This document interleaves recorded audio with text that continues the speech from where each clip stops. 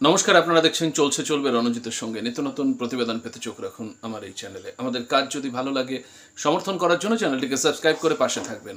Join button অপশানে গিয়ে আপনারা আমাদের মেম্বারশিপ নিতে পারেন। আসি মূল প্রতিবেদনে। হ্যাঁ, বামেদের আবারও বড় জয়, এটা আমি বলবো। আমি আমার থাম্বনেলেও দিয়েছি।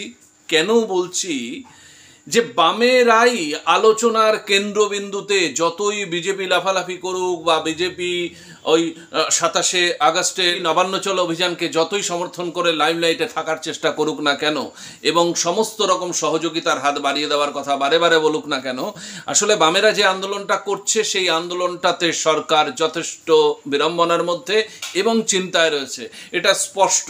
কেন বলছি দেখুন, লাগাতার শ্যামবাজার পাঁচমাথার মোড়ে বাম ছাত্র যুব এবং মহিলা সমিতি তারা হচ্ছে গিয়ে অবস্থান বিক্ষোভে রয়েছে। এবং সবচাইতে বড় ব্যাপার, আমি আমার বেশ কয়েকটি প্রতিবেদনে আপনাদের বলেছি যে বামেদের এই অবস্থানে, যতই এটা অ্যাপলিটিক্যাল হোক, বামেদের এই ধর্ণা মঞ্চে, বামেদের এই অবস্থান মঞ্চে কিন্তু প্রচুর মানুষ রাজনীতি ব্যতি রেখে এসে উপস্থিত হচ্ছেন। প্রত্যেক দিন তাদের জনমত বা তাদের মতামত বা তাদের সমর্থনটা সেখানে একদম প্রকাশ্যে বলছেন। মুখ্যমন্ত্রীকে হুঁশিয়ারি দিয়ে, মুখ্যমন্ত্রীকে সরাসরি চ্যালেঞ্জ করে বলছে, হ্যাঁ মুখ্যমন্ত্রী, আপনার বিরুদ্ধে আমরা আঙুল তুলতে চাই, আপনার বিরুদ্ধে আমরা আমাদের জনমত গঠন করতে চাই। সুতরাং এটা আর অ্যাপলিটিক্যাল থাকছে না, এটা বকলমে তৃণমূল কংগ্রেসের থেকে বুঝতে পারছে। কুণাল ঘোষ আজকে খুব একেবারে কাঁচা চিত্রনাট্যের মধ্য দিয়ে সামনে এই অডিও ক্লিপটা নিয়ে এসছে। আমরা কুণাল ঘোষের উদ্দেশ্যে বলতে চাই, আসলে উনি 3.5 বছর জেল খেটেছেন এবং এই 3.5 বছর জেল খাটার অভিজ্ঞতা থেকে, জেলে তো আর সবাই ভদ্র মানুষরা যান না, সমাজে বিভিন্ন খারাপ কাজ করার পরে তারা জেলে যান এবং তাদের সাথে মিশেছেন দীর্ঘ 3-3.5 বছর। এখান থেকে তার একটা বেস তৈরি হয়েছে। দেখুন, আজকে যে অডিও ক্লিপটা ভাইরাল করা হয়েছে সেখানে উড়িয়ে দেওয়া বা মাথা ফাটিয়ে দেওয়া বা এইরকম মানবিক কিছু একদিক থেকে কথা, যে এরকম এরা তো আমাদের বাঁচায়, আসলে যে বিষয়টা এখান থেকে পরিষ্কার করতে চাইছে, ভয়ের বাতাবরণ তৈরি করো। দেখেন, ডাক্তারি যারা পড়তে এসেছে তারা কোন পরিবার থেকে এসেছে এটা সহজে অনুমেয় এবং এরা এদের ভবিষ্যৎ নিয়ে, এদের কেরিয়ার নিয়ে বেশি চিন্তিত থাকেন। সুতরাং এদের সব টার্গেট করো এবং এদের ওই কেরিয়ার তৈরিতে বাবা মায়ের কাছে এমন একটা ভয়ের বার্তা পাঠিয়ে দাও যে এতদিন তোরা এত ভালো পড়াশোনা, এত ভালো মেধার পরিচয় দিয়ে এক একটা স্কলার তৈরি হচ্ছিস, কেন বাবা ঝুট ঝামেলা, যে গেছে তো সে গেছে। এইরকম একটা বাতাবরণ তৈরি করে দেওয়া, পরিবারের লোকজনকে দিয়ে এদের উপরে চাপ সৃষ্টি করা, এটার জন্য এইরকম একটা ভয়ের বাতাবরণ তৈরি করা, যে বাতাবরণে এরা যাতে রাত্রে ওখানে অবস্থান বিক্ষোভ ধর্ণামঞ্চ যাই বলুন না কেন চালাচ্ছে, সেটাতে যেন সেই রকম স্বতঃস্ফূর্ততা না থাকে।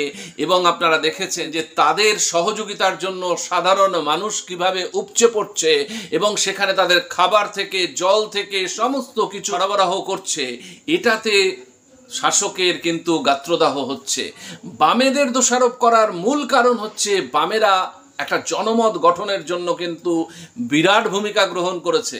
সুতরাং আমি আবারও বলবো, এটা বামেদের একটা বড় জয় যে বামেরা শূন্য হয়েও চিন্তায় কিন্তু 1 নম্বরে রেখেছে শাসক দলকে। এবং এই রকম বারে বারে যুব ভারতীতে খেলা শুরু হওয়ার আগে বলুন বা এই আজকের অডিও ক্লিপ বলুন, ম্যানুফ্যাকচার্ড কোথা থেকে হচ্ছে, সহজে যদি এরা প্রশাসনে রয়েছে, কোন জায়গা থেকে ভিডিও ক্লিপটা আসলো, দেখাচ্ছেন যে ফোনে তাদের বার্তালাপ হয়েছে এবং এই ফোনটা কোন জায়গা থেকে এসছে, অরিজিন কি, এবং যাদের ধরা হচ্ছে তাদের কারা বলছে, তাদের অতীত হিস্ট্রি কি, এই জিনিসগুলো সহজেই বের করে নেওয়া যায়। তারা হচ্ছে সরকারে রয়েছে, প্রশাসনে রয়েছে, পুলিশকে লাগিয়ে কতক্ষণ সময়ের ব্যাপার, একটা সাংবাদিক সম্মেলন করে এরকম ভয়ের পরিবেশ সবাইকে জানিয়ে করতে হবে।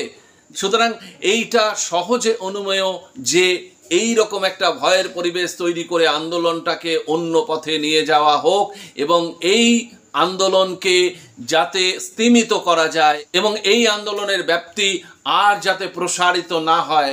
সুতরাং সেই ভাবনা থেকেই, সেই চিন্তা ভাবনা থেকেই এটা কিন্তু তাদের এই রকম একটা পদক্ষেপ বলে আমাদের মনে হচ্ছে।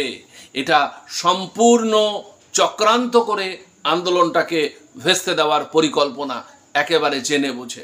আমাদের সমস্ত দিকে নজর থাকবে, আপনাদের নজর থাকুক, চলছে চলবে রণজিতের ওপর। ধন্যবাদ।